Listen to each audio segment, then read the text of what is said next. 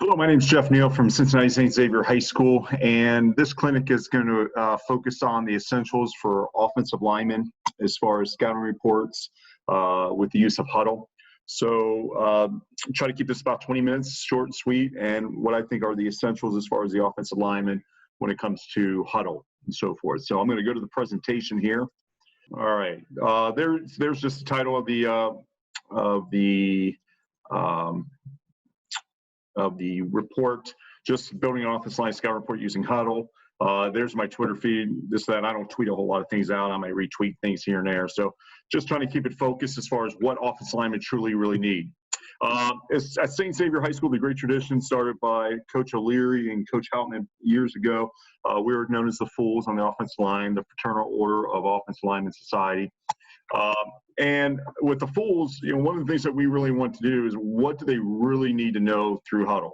I think for the most part, we're all guilty of, probably putting too much on Hudl. I know I am, especially when I was coaching on the defensive side. But when I look at the offensive line, I kind of break it down to a couple things. What are the basic fronts, stunts, blitzes, or pressures? Third and long, and then if something else were to stand out, for example, we'll see that today when we look at Cincinnati Elder as far as our opponent. Definitely a firm believer of the KISS theory, something one of my mentors, Steve Sheehan, taught me a long time ago. Keep it so simple and so forth. Keep things to no more than 3 for kids and so forth. And as I mentioned before, sometimes definitely guilty of sending too much information to players. And so, it's important for coaches to know certain things, but not necessarily for the players. So I also go through the Hudl files, how to create files, what are the tools and so forth as far as different notes that you can put on there and so forth. Most of you guys may know this, but just kind of a basic review here. And one of the things with Hudl, guys, is I think it's really essential that you get all levels involved. For example, myself and Mitch Grant coaching the offensive line, to get also the JV and the freshman coaches involved, because the reality is those guys are going to be playing the same opponent. In our league, our freshmen play each other on Wednesdays typically, and the JVs play on the Saturday after our Friday night game. So they're going to be seeing the same opponent as we go throughout the season. So, I think it's important that everybody kind of shares the wealth and everybody gets involved. It really helps with breaking things down as far as film. The film that we're going to look at today is our round 2 Cincinnati Elder, round 2 playoff opponent, Cincinnati Elder, team from the Greater Catholic League that ended up having a phenomenal season. We're state runners up to Pickerington Central. So we had played them in the playoffs round 2, so that was the second time we played them. This and that. The labeling of the film and so forth, how we usually try to do things is we exchange 3 total films of the 3 previous films. Usually we exchange 2 early on, about 10 or 12 days out of the game or before the game itself. And then the third one we would get Saturday morning. Try to get at least 2 of them done by, the week before our opponent's game. Just so we can kind of build some things over the weekend and so forth, and then we fill in Saturday morning the information from the previous night. So we just have one film to kind of break down. So once again, a big believer in sharing the wealth, like other coaches get involved as well. Creating file of all defensive clips. That's one of the first things I think I usually do is I go through and create a file, just the defensive opponent's clips. It just keeps things easier. I'm not, filtering things all the times. I'll show you how I analyze buttons, how I sort by frequency, try to do things pretty quickly here, and just give you an idea here. As far as the fronts, one of the things that I'll show you on the next clip here, getting into Hudl, is how we broke it down as far as the number of clips. So we had 176 defensive clips by the time we played Elder in the playoffs. We had played each other in the regular season. We had opponent film on them from the playoffs. We had opponent film from them during the season, and which ones kind of match up to what our offense is similar to. And we kind of broke it down to what you can see there is the following. As far as their fronts, just the front. So when we say 3-2 versus 3-4, we're talking about the number of linebackers tight end to tight end situation inside the box. So you can see that basically the 3-2, 3-4 scheme was a large percentage, over 70%, but it's being specific, 3-2, 43%, 3-4, 31%, and then the 3-3 stack scenario, 21%. And then I just threw a couple things in there, a couple wrinkles there of a bare front, a little bit of a spread front, and then an under front as well. So just some things there, but once again, trying to keep it to the top three as far as that. Now, how do we kind of get to that scenario? In Hudl itself, with the Hudl clips, getting to Cincinnati Elder here. All right, so there's the Elder defensive clips right there. It was as a file that I had created myself, just kind of keep them together so we have everything together. And I just come down here where it says front, and I go to analyze, and you can see all of them listed there. So basically what I did is I started clicking all the 3-2 fronts, you know, so I'll click them here and there throughout, and just get a number. I know, we have 176 total. So obviously that's what I'm going to divide by, just get a simple percentage and so forth, and kind of finish that off with that. So you can see there, I've got 75 clips down below there. So what I'm going to do is I'm going to save this playlist. Okay, and I'll create this playlist. Once again, I'm going to say 3-2 front. Okay, and we said it was 75 times, and that's 43%. So create that front just like that. Let me change this again. And just say the playlist. And pretty much for the most part, that's what I'm going to do. You can see it up here on the screen here. As far as our list, you can see Elder 3-2 front. I've got it right here. This is the same thing. I've already kind of created a couple of them. So I created the fronts already as it was broken down. So kind of break it down. So I have files for each of the different fronts. Okay, and as far as the number of clips and the percentage that our kids need to be ready for and so forth. Okay, as far as our next idea here, going from the fronts, the next thing is stunts. And I'll show you how I kind of break that down a little bit quicker on Hudl as far as the stunts. And once again, stunts, keep it simple, keep it to about the top three and so forth. And you can see their number one stunt up front with the defensive line. It was a field slant. So the defensive line slanting to the field side. And then you got a couple of rub actions, a couple stunt two-man games between the end and the weak end and the nose, and the strong end and the nose. So you can see those were kind of pretty equal. And then the rest of their stunts were a combination of boundary slants and also pinch. So you can see the percentages there. How I come up with that, I'll show you here in a second. Let me get out of this, go back to Hudl. Okay, so if I pull up the defensive clips again, and what I'm going to do is I'm going to come over here to stunts, and I'm going to analyze.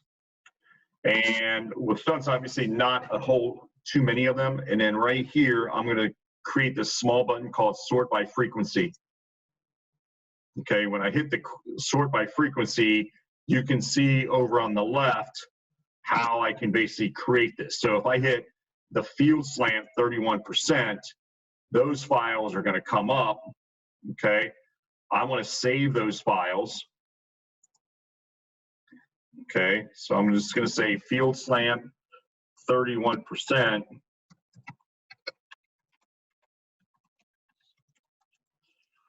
And I'm going to save that playlist. And obviously these playlists I'm going to send out to the kids. And then you would do the same thing. Let me go back to clips here. Go back to stunts right here. Once again, you want to hit this middle button there, like a chart, like a graph. And then obviously I would create one also for the weak end and nose rub stunt, the strong end and nose rub stunt. And then once again, these are just going to be mentioned. Kids know by, this time of year, defenses can only do so much. So there's really nothing they haven't seen for the most part. Obviously with an odd front, lots of slanting, a lot of movement and stuff like that. So just kind of focus on that is how you would create them. So once again, you would just click this box here for the next stunt. And then obviously you just want to save this. So I want to click that far left button, or you can hit, save playlist. And then you're going to title that from there. So let me go back to my presentation. Sorry, I'm going a little quick, just trying to keep it within 20 minutes here. Go back to the presentation here. The next thing, as far as after stunts, are pressures or blitzes with this team. And you can see the top blitzes and so forth are nasty blitzes, which is basically our B gap pressures and A gap pressures and so forth, and our edge coming off the edge, and then our strong nasty X coming up through the middle there. You can see how we kind of break this down into simplicity. And then let me show you on Hudl here quickly. Basically what I did here with these is I came down to, let me get rid of this here, get the minus sign down here, get rid of that. Sometimes you work on these type of things, you might want to stretch this out a little bit. I'm going to come down to defensive clips. I'm going to go to blitzes here. Once again, I'm going to analyze the blitzes, and then I'm going to sort by frequency. Okay, and what I did for this one is I actually combined the nasty blitzes. So I combined the weak and the strong, okay, as far as the different edges and so forth. So you can combine those type of things. Same thing here with strong edge and weak edge. Combine those as far as the different movement and so forth. Flood blitz up the B gap and so forth, nasty up the A gap. So, you can combine them. Like I said, here's the strong edge and weak edge. Let's combine those. These together would be 14%. So once again, I would just click the save the playlist button here, and I would just title it Elder. Let's see, strong, weak edge, 14%. So I would just label it like that, and then obviously you can see it come up from there. So that would take care of the pressures as far as looking at Elder and just making it simple for the kids. Strong edge, weak edge, depending on whether they come from the strong side, tight end side, for example, or sometimes we'll break it down as far as field and boundary, as far as that aspect of things. Let me get back to the presentation here. Go to the next thing here. One of the things with the offense line and so forth is, it's kind of unwritten thing. We want to avoid punts. We want to move the ball. We are a tempo team, but we have many different theories of our tempo. So one of the things I want to make sure they're aware of is what's defense going to do in the pressure downs, or what the defense calls the money downs. So I kind of break it down into 3rd and 5+. So 3rd and medium to 3rd and long. And what are they going to present us with? Okay, and you can see here on the screen that when I broke it down, they're 3-2, 3-4 team half the time. A little bit here and there with the 3-3 scenarios, different adjustments, nickel, and all of this and that. So if I go back to the Hudl screen, kind of how we do that is a little bit of filtering, and you can create this filter yourself as well. So I would come right over here I just go to 3rd down, and then I go to distance, and I'm just going to click everything 5 and above. Okay, and it'd probably be quicker just to do this and then get rid of the +3 through 4 and 5. Okay, then I'm going to save this playlist here. Okay, and I'm going to just call it Elder 3rd and 5+. I'm going to save that playlist there. And then from that scenario there,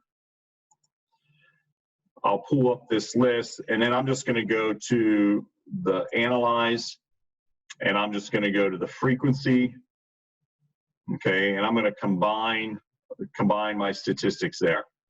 Okay, so you can see 3-2 scenarios up 20 and 15 and 5%. So I'm going to combine them. Obviously, that's going to take me to about 40%.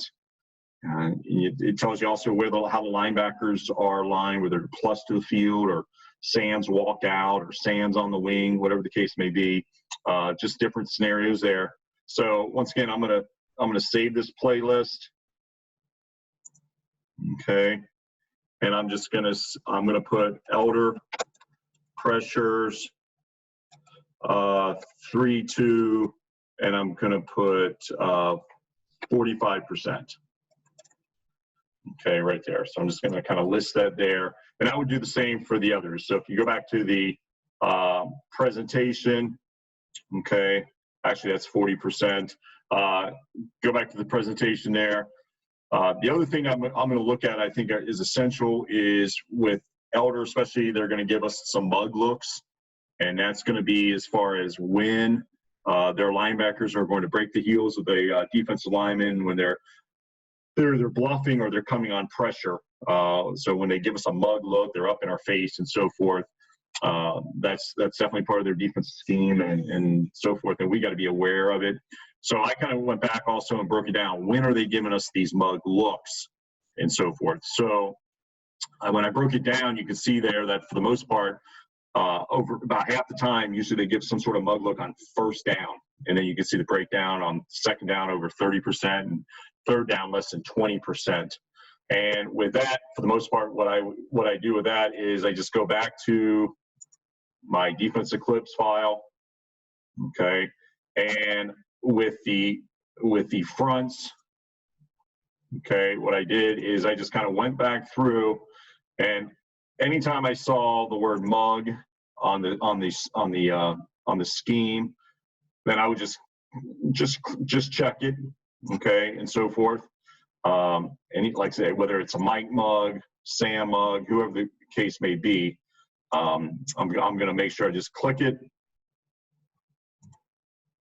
Okay, so I'm just kind of glancing through anytime I see mug. Okay. Just so, once again, so, you know, the offensive linemen are aware when to expect it. And as you can see already, for the most part, we're going to expect it on first down. You see it was about half the time as far as these clips. You know, once again, you know, we had 176 defensive clips for Elder by the time we played him in the playoffs. So, you know, that's definitely enough. And sometimes, you know, with film, you know, you can definitely get too many